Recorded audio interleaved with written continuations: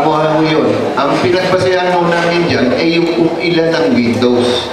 Yung windows ho natin, meron iba-ibang klase. Meron ho tayong curtain wall na window. Meron din ho mga individual windows.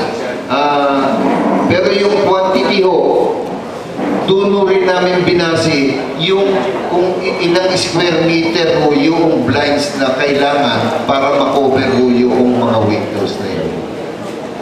Okay? Enough. Naubos mo na gawa.